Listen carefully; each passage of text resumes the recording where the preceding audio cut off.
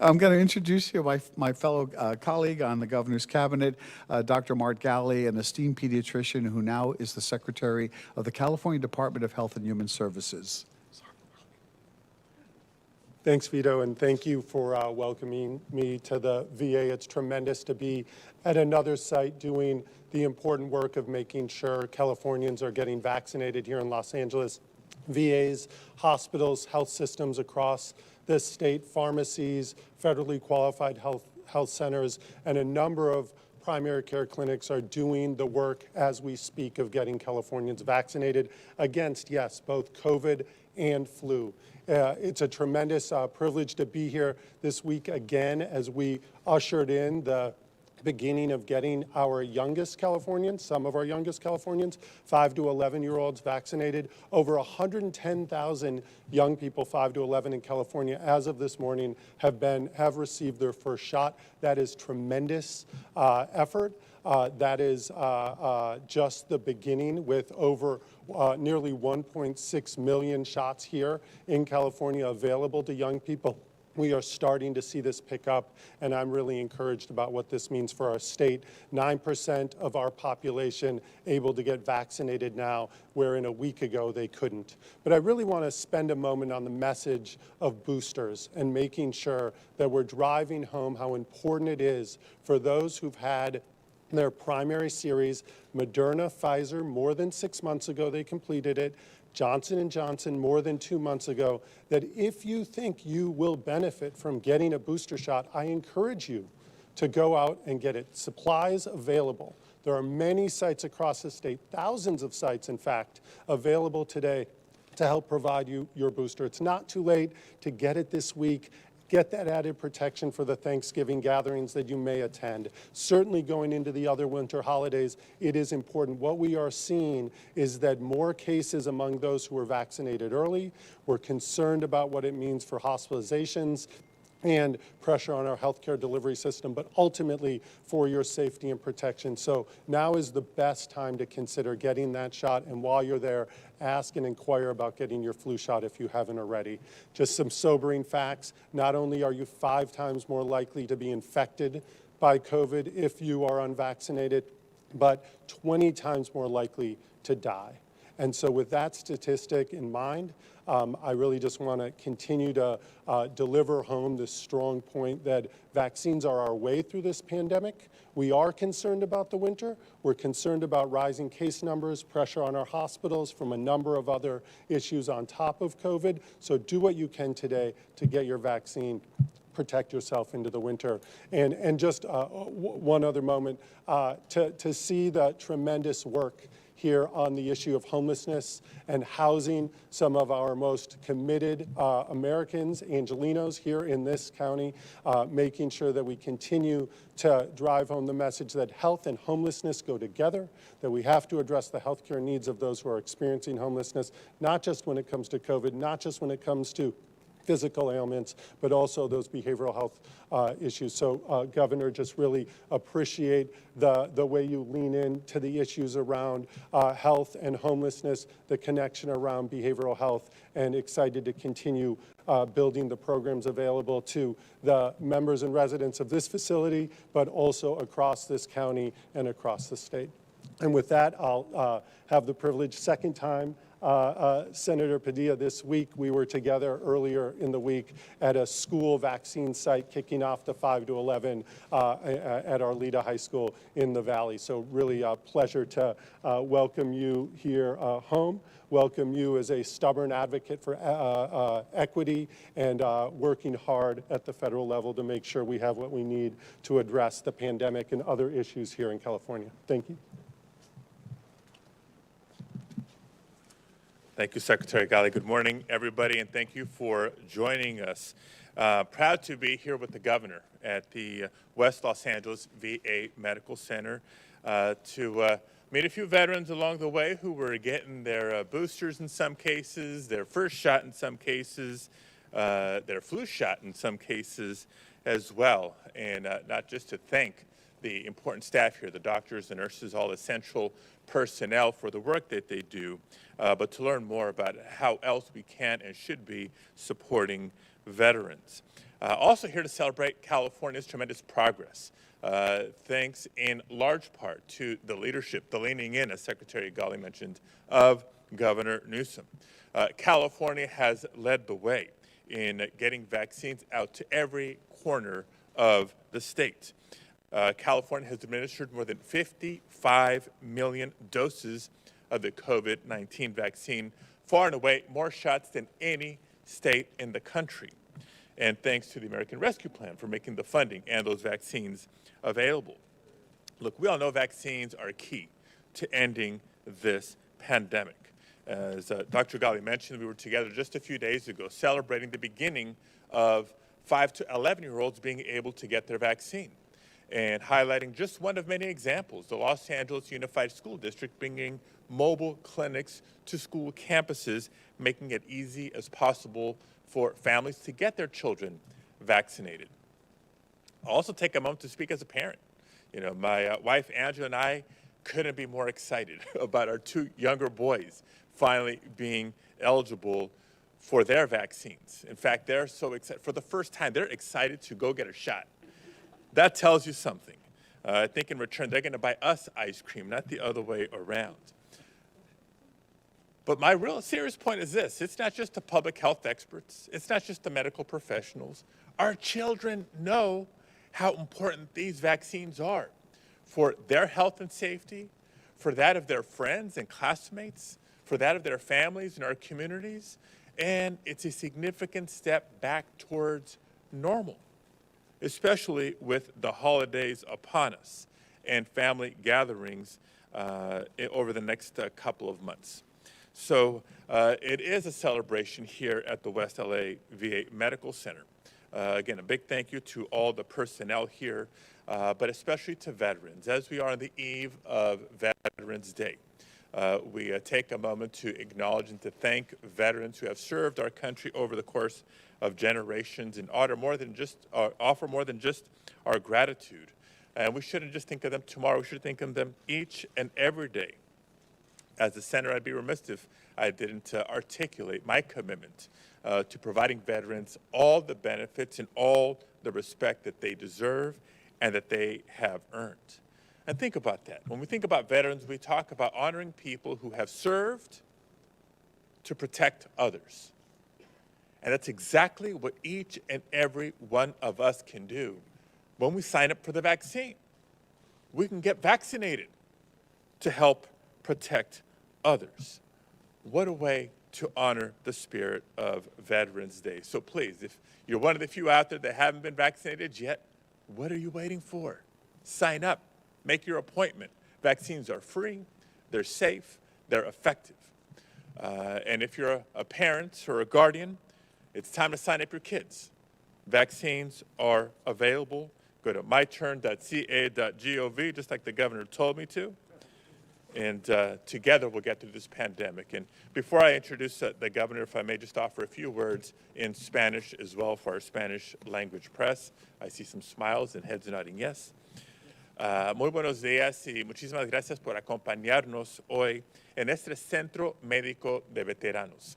Sabemos que mañana es el día oficial cuando reconocemos los sacrificios y el servicio de tantos miembros de la comunidad que han servido en las Fuerzas Armadas en este país. En este centro se entregan muchos servicios, mucho cuidado de salud para los soldados que lo merecen y que ocupan nuestro apoyo. Pero también estamos aquí celebrando el progreso de California en cuestión de las vacunas. Más de 55 millones de vacunas se han repartido en el estado de California, más que cualquier otro estado en el país. Todo el mundo sabe qué tan importante son las vacunas. Las vacunas son claves para poder llegar al otro lado de esta pandemia. No solo los expertos médicos, no solo los científicos, sino los niños también. Y estamos celebrando que ya comenzamos a repartir vacunas para niños de 5 años en adelante, inclusive los míos. Mis dos chiquitos de edad 6 y 8 tienen su cita mañana y están tan entusiasmados por primera vez ir a recibir su vacuna, porque bien entienden qué tan importante es para proteger su salud, la salud de la familia, la salud de la comunidad y poder regresar a la normalidad en la escuela y con sus amigos. Así es que les pedimos a todos los adultos, si no se han vacunado, por favor no esperen. La vacuna es gratis, es efectiva y es necesario para por fin poner un fin a esta pandemia. Todos lo sabemos y pedimos a todos que hagan su parte, especialmente en esta temporada de reconocer los sacrificios de tantos veteranos que lucharon, sirvieron para proteger los demás. Es lo que cada uno de nosotros podemos hacer con esta vacuna, vacunarse para proteger a los demás. And with that, let me call forward the mayor of the great state of California and my dear friend, Gavin Newsom. Governor. Sometimes I do feel like I'm the mayor of California, not governor. In many ways, it makes sense, right? If we talk about localism being determinative, a state vision is always realized at the local level. And so we're here at a remarkably important and potent local VA that is delivering for veterans, not throughout this region, but also throughout the state of California and all across the country. And so I'm honored to be here, Steve, with you and Mark and Vito. I'm here as well. Very, very proud to be with Senator Padilla and so many men and women that each and every day are not only putting shots in arms, but giving people shots of hope and opportunity and getting people back on their feet, giving people opportunities that otherwise wouldn't be afforded because of the extraordinary work that's being done in VAs all across this country. And so it's right to be here, day before Veterans Day. It's right to be here to celebrate progress and success of the great work that's being done down here to advance our cause of getting more people the immunity that they need and deserve, the immunity that we need and deserve as a community to get through this winter. I've been making this point for now a couple months. Winter is coming. Winter is here. And as we are wont to be reminded, should be reminded, last year we had a challenging winter, particularly down here in Southern California. We started to see around this time last year case rates, positivity rates, hospitalization rates, ICU numbers start to increase. You're starting to see that now all across the globe. We've seen those trends not dissimilar to last year in Europe, trends not dissimilar to last year in countries like Germany. Germany actually had record-breaking cases the other day. We are seeing those trends take shape in the Midwest and the Dakotas. We've seen them in Minnesota. You've seen them in Vermont and New Hampshire. Obviously, headlines have now been driven because of what's going on in Colorado. Less than 10% of their ICU beds now available. And so this, in so many ways, is part of the pattern that is familiar. And the one thing that can interrupt that pattern is the one thing we're here to promote, and that's increasing your immunity that does wane after a number of months, 6 or so months, by getting a booster shot and reminding everybody of the opportunity to get their first shot if they haven't. We met a young man, not a time of life, but a quality of imagination, a youthful veteran, who said, I'm here today to get my first shot. He said, it took me a little convincing, but I'm here and I'm happy I'm here. He said, I'm also here to get a little help with housing. And that put a smile to Senator Padilla's face and my face, reminding people that, as Dr. Galley said, the way out of this pandemic is to get people immunized. And so we want to continue to encourage that. At the same time, we want to acknowledge, as Senator Padilla did, the nation-leading vaccination efforts. 55.6 million doses of vaccines have been administered in the state of California. 89.7%, almost 90% of adults in California received at least one dose. Dr. Galley updated you on the efforts that were initiated and launched last Wednesday to get our children 5 to 11 vaccinated. Now north of 100,000 have been vaccinated, but we have roughly 3.5 million children that can afford themselves to that opportunity. 3,100 school sites now have been made available to support that cause. Hundreds of community-based organizations supporting that cause, work being done by not just pediatricians like Mark Galley, Secretary Galley, but pediatricians all across this state to address anxiety and concerns that many parents have around the dosing for their children and around the efficacy and safety of these vaccines. We recognize we have work to continue to do in that space. We're proud, though, nonetheless, by the partnership with the federal government, 1.2 million doses they're committing to for that cause 5 to 11. Pharmacies will receive roughly 600,000 additional doses. So dosing is not the issue. Vaccines are in abundance. Vaccines are in abundance for boosters. Vaccines are in abundance for our kids. Vaccines, life-saving vaccines, are in abundance for anyone that hasn't yet gotten that first dose. So we want to remind people to avail themselves, remind people that we are starting to see increase in hospitalizations. You saw some headlines today in places like Riverside, San Bernardino. We're seeing case rates starting to rise. We enjoyed the summer, where we had the lowest case rates in America for a large portion of the summer. Just yesterday, we went up to about 16th lowest. That moved rather quickly. I say that not to alarm people, but to caution folks that it was around this time last year that folks started to put down their masks a little bit, started to feel like we can not, spend a little more time together outside of our households and understandably together for the holidays. And we're looking forward to all that. I'm looking forward to all of that and seeing friends and families. Just want to remind people to do it with some common sense and the kind of protections that we're here today to promote. And the most important and potent is getting that booster shot. I got my booster shot a few weeks ago, went off without a hitch. Got the Moderna shot, originally got the J&J shot, which I was proud to do.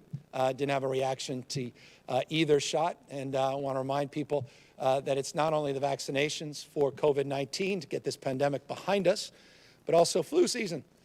Last year, we didn't have much of a flu season. We're used to flu seasons and flu shots as being part of the prophylactics to address that. This year, just want to remind people that we want to avoid the twindemic that is referred to by some and get that flu shot. I got my flu shot about a week prior to getting that booster shot. Some people I was just talking to got the flu shot the same day that they got the booster shot. And so I want to remind people to get those flu shots and get the booster shots. I'll also just, in closing, remind you, and I will highlight one other reason we're here at the end, but I'll remind you, you can go to My Turn.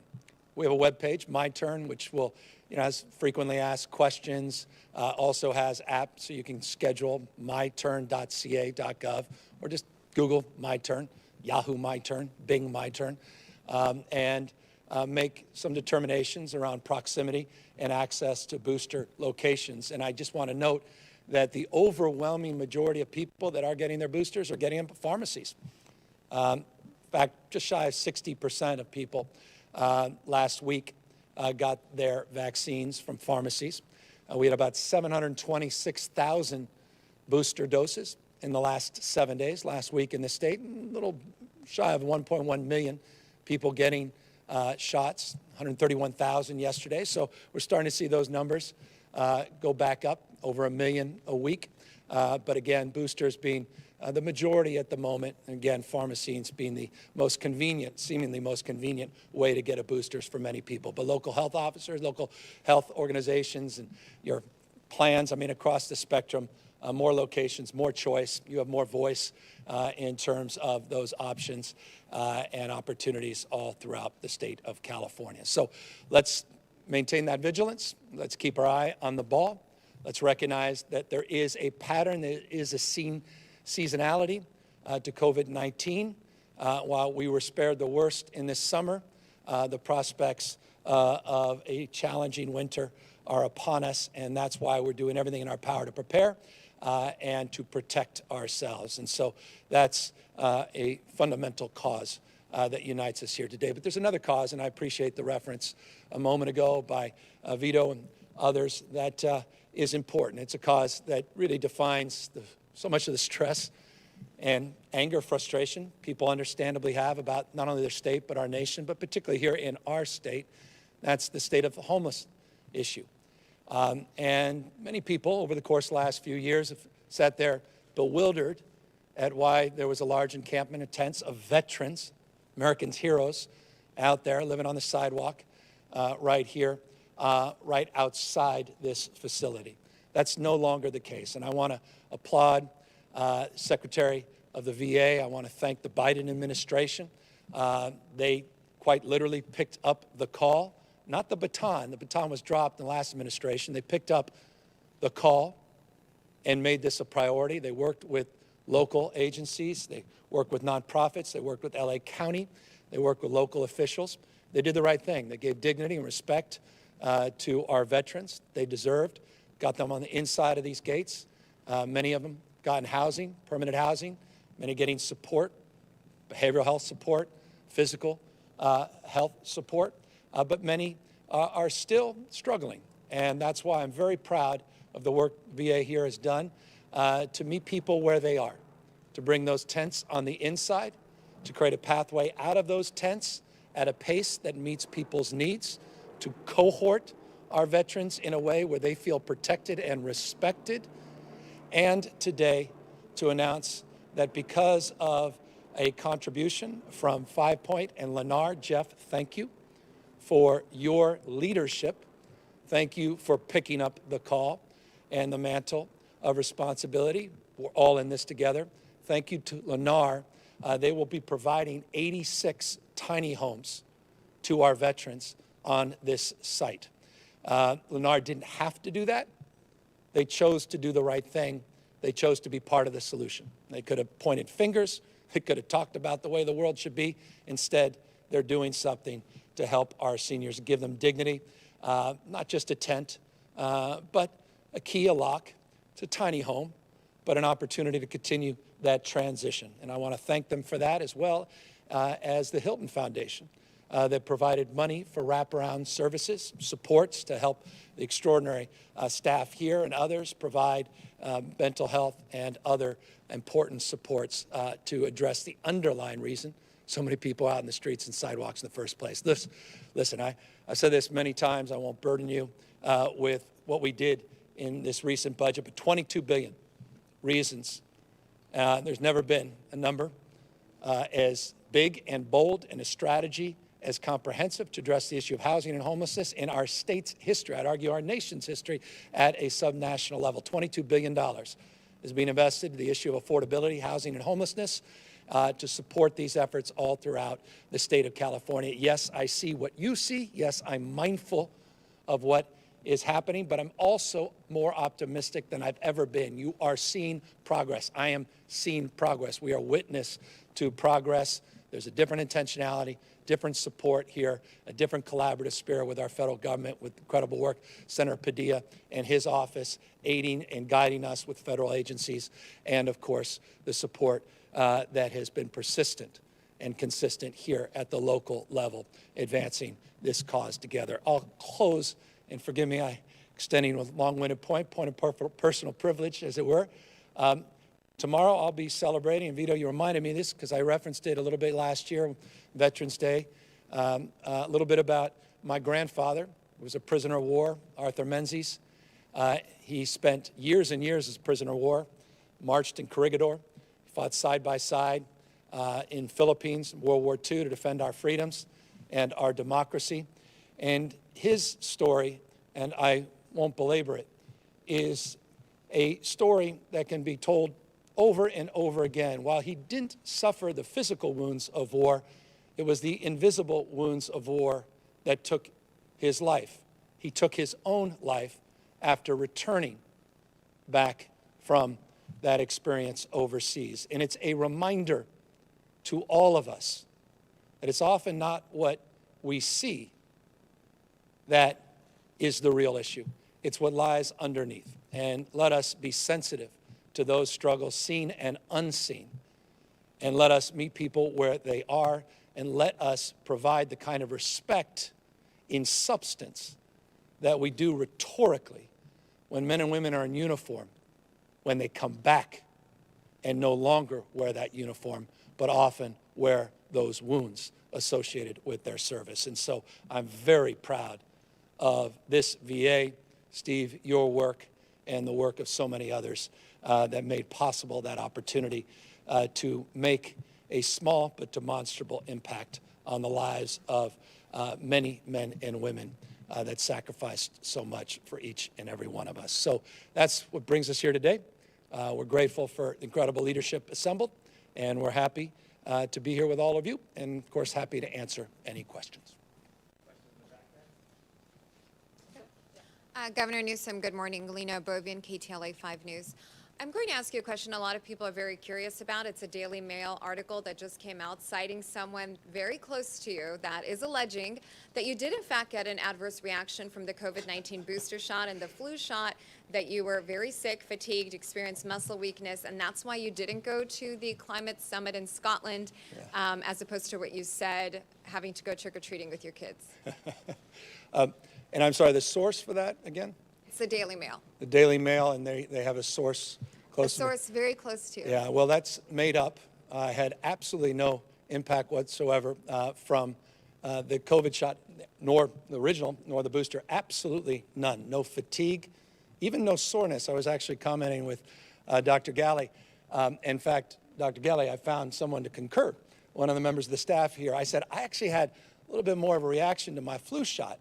And the doctor came up and said, we're actually having more people comment about the flu shot than they are the booster shot in terms of the soreness of the arm. So that's just made up, and I hope folks pause and reflect on these sources and consider the mishigash that's going on, not just in terms of some of these things related to booster shot, but the misinformation that's rampant around the intentional misrepresentation and misinformation around the efficacy and safety of these vaccines. These vaccines are life-saving. These vaccines helped us put a lid on COVID this summer. We're encouraging people to get their booster shots, and those that have not gotten immunity through a vaccine, we encourage you to consider that as we move into the winter. So why didn't you go to the summit? Oh, I made that crystal clear yesterday. I wanted to spend time with the family. I actually put out a statement saying just that, and had the privilege of doing something that I would have missed, and that was missing my kids' smiles and, you know, the challenge of putting them to bed after a long night trick-or-treating as they were hyped up on candy. We were going to miss, both my wife and I, that Halloween, that experience, and had an opportunity to think through that, how many more opportunities I'll have as a father of 4, oldest being 12, youngest at 5. And we were planning to go out there. And after, challenging and grueling few years on the campaign trail, feeling I'm on the treadmill, and having a family dinner where I woke up the next morning with a pit in my stomach, I think they were telling me something. Now was I needed to get off that treadmill, spend time with them, which I did that weekend, trick-or-treating. I went to anyone in Sacramento. It's a remarkable thing. I have 4 kids that all are in soccer. And they have what they call the Boo Fest tournament. So it's multiple soccer games, each kid. So I spent the weekend, and both, 2 of my kids got 3rd place. See their smiles. I would have missed all that. And so I'm really pleased that I took their advice, decided to stay at home, and then spent my week in the office at the Capitol, and got a lot of good work done. Governor Cecilia Bogran from Univision. I'll ask you the question in English, and I'll repeat it in Spanish just to have it on tape. If 46% of Latinos are still not vaccinated in California, what do you think we're missing? Or, because I know there's a lot of campaigns geared exactly for us, but is the message not getting across, or why do you think? 46% de los latinos aún no están vacunados en California. ¿Por qué cree que eso está pasando? ¿Será un error de las campañas? ¿Qué está fallando? I'm really proud of California's stubbornness on this, our persistence. You're absolutely right to call out those disparities. Those disparities continue to persist. California, as you may know, was one of the first, if not the first state, to put an equity lens on our testing efforts as well as our vaccination efforts. We created a system that's been replicated in other jurisdictions with different nomenclature around quartiles to really target our efforts and to become more granular in terms of addressing where those gaps persist. What I mean by granularity is a recognition that you can't sell down through top-down advertising or social media, marketing and messaging campaigns, that we really needed to go into the community, knock on doors with trusted messengers, neighbors, with people that are respected in the community, quite literally speak the language, and do more to be more accountable to getting our message across and identifying concerns and issues. We made tremendous progress over the months in those vaccination efforts. Not similar, though, we're seeing similar challenges with the booster, those similar gaps that persisted, that were closed with our initial vaccine efforts. They now exist with our booster efforts. And so we have partnerships with hundreds of community-based organizations. We, in fact, just signed off last week, Dr. Galley and I, on our marketing strategies for November and December to be much more nuanced, building on, interestingly, some of the success we had in outreach under the census program.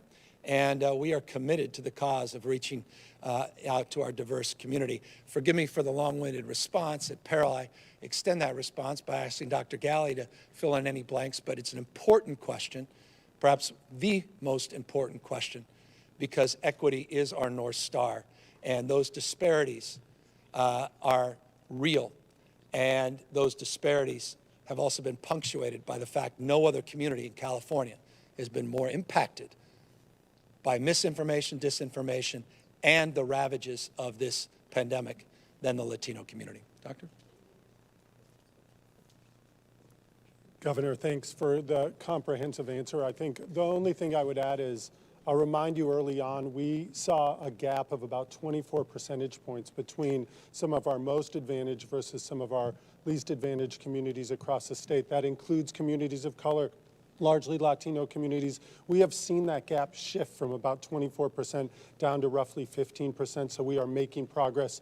We have goals, aspirations, plans, ideas, work with our community partners, trusted messengers, voices in the faith community, the business community to deliver a message in language. As I like to say, it's time for us in healthcare to come to our knees, have those conversations face-to-face with those who have questions, and making sure our Latino communities across the state know where they can get trusted information, know where the answers can come from to make that decision. We see this all the time in healthcare.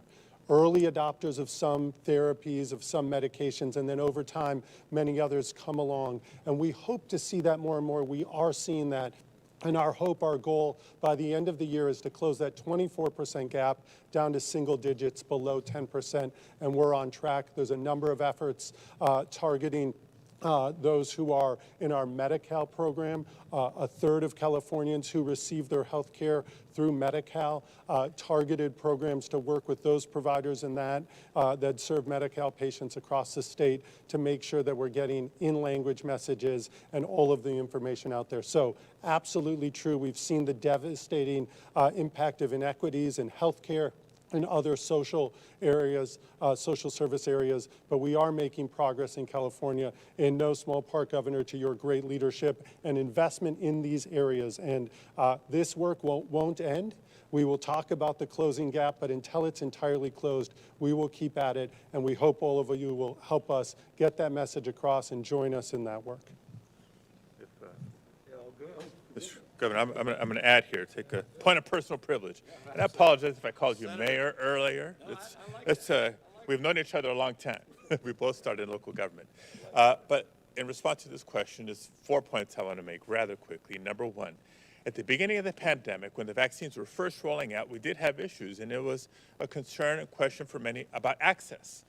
And to your credit, utilizing federal and state resources, we made sure that vaccines weren't just available at big hospitals and some of the larger vaccination sites, but in pharmacies and through community clinics to better reach the communities that were impacted the most, especially the Latino community, number one.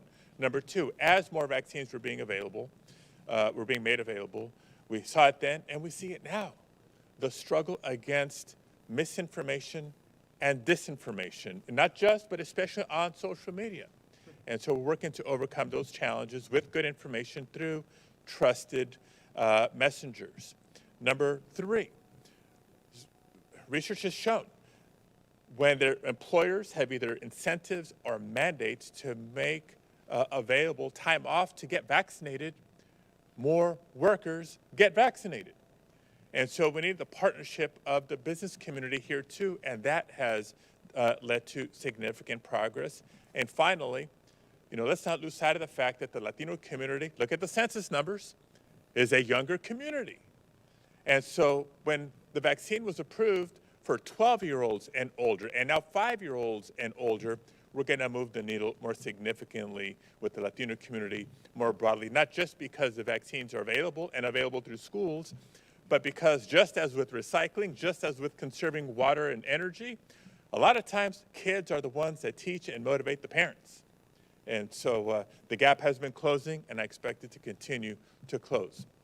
En español, la pregunta fue que ¿por qué seguimos viendo tanta diferencia en el nivel de vacunación entre latinos y el resto de la población? Yo creo que al principio había preocupación sobre acceso a las vacunas, porque no todos vivimos cerca de un gran hospital, no todo el mundo tiene seguro médico, pero es la razón por cual trabajamos con el gobernador para hacer disponible la vacuna en farmacias en cada comunidad y en clínicas comunitarias en todas las áreas del estado. Seguimos combatiendo la mala información que existe no solo, pero especialmente en las redes sociales. Les pedimos de nuevo, por favor, confíen con la información y las recomendaciones de los expertos. La vacuna es segura y es efectiva, y la mejor manera de proteger nuestra salud y la salud de nuestra comunidad. Tercer punto, sabemos que cuando empleadores ofrecen el tiempo para trabajadores que vayan a vacunarse, más trabajadores se vacunan.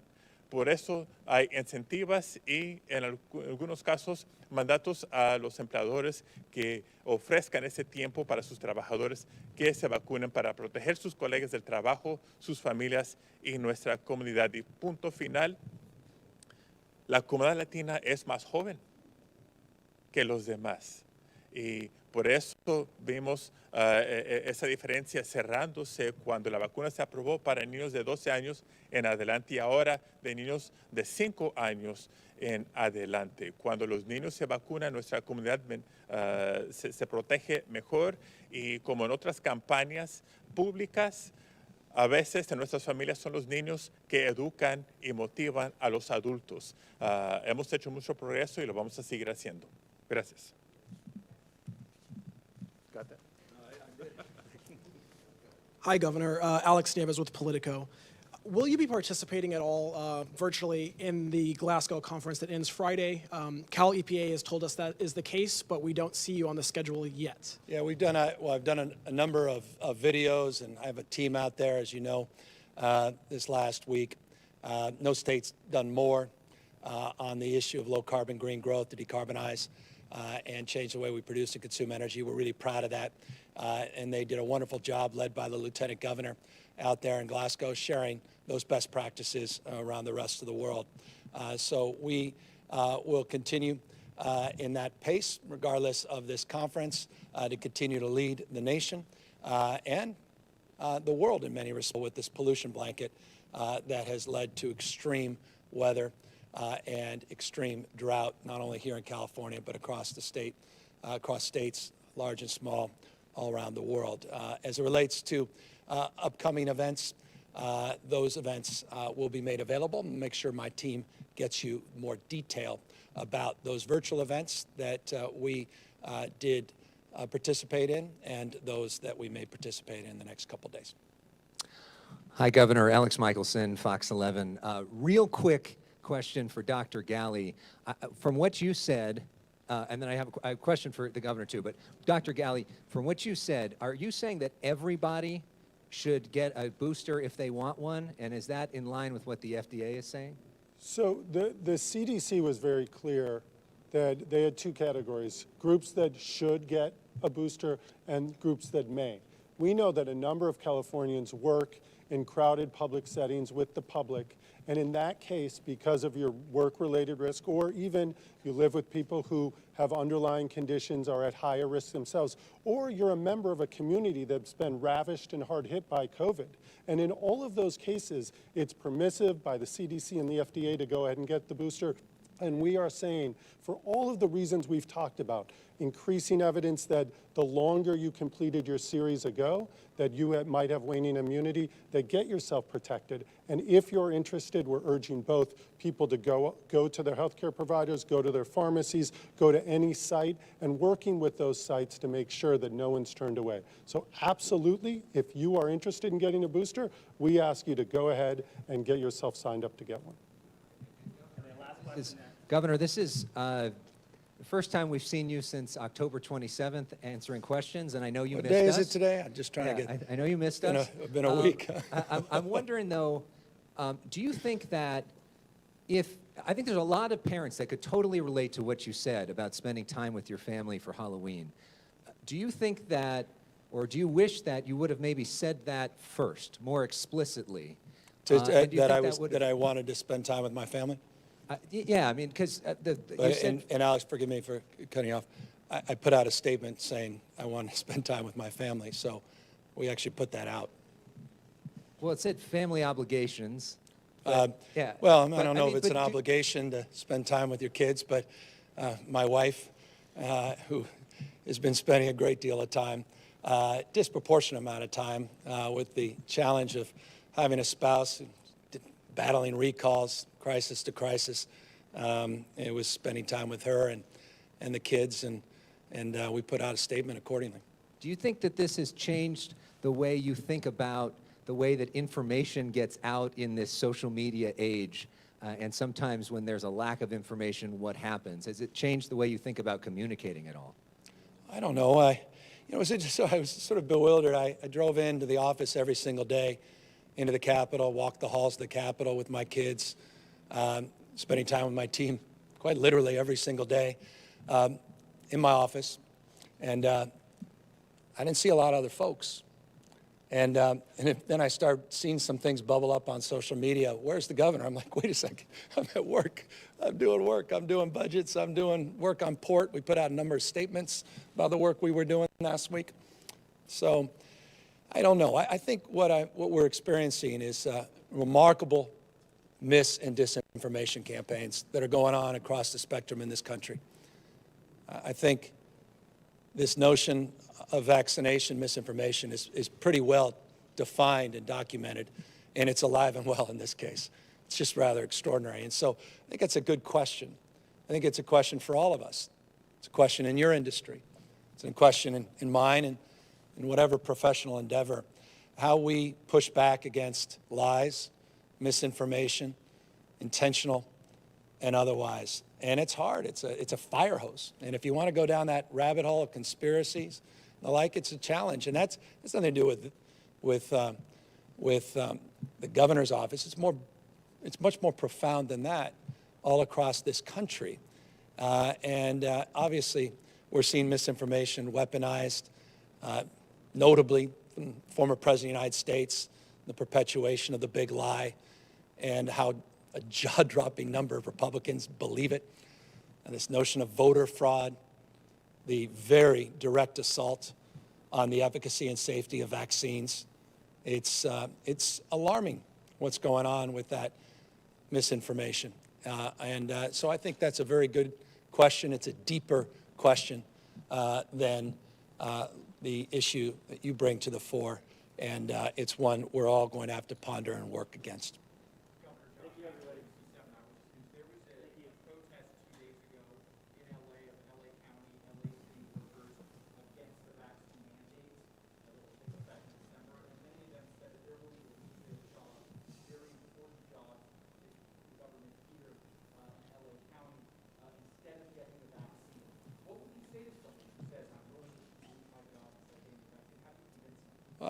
Everyone has the choice. I believe that local government has the right to make determinations, particularly on the basis of regional conditions and criteria, to move in the direction they feel is most appropriate to keep people healthy, keep people safe, and to mitigate community spread, particularly here in Southern California. I'll remind you this, last year, you recall, you had peak hospitalizations around the first week of January. We were bringing in mobile morgues. We had a difficult time identifying body bags. Thousands of people lost their lives, thousands of people on life support who close to death. And I think local leaders are mindful of that and want to keep people protected and safe next year. And so they're moving forward as the President of the United States on either getting vaccinated and or getting testing. California hasn't been shy in that space. And people have the right to choose not to do that. And there's consequences to that. And I just encourage folks to consider that we're all in this together.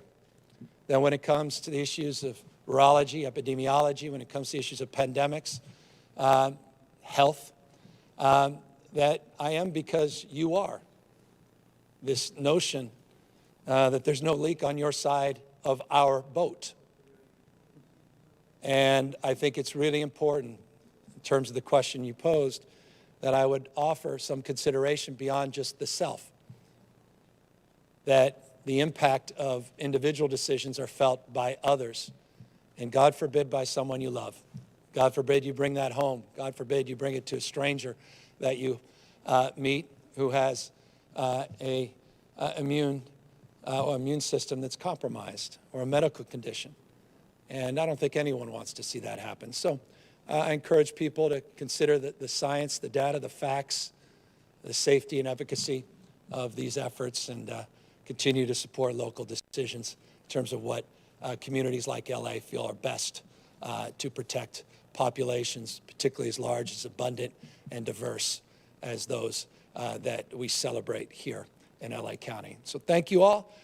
We will be celebrating tomorrow, Veterans Day, and I hope we all reflect, take time, and pause on our responsibility to do more and do better, to serve those that protected and served us. Thank you all very much.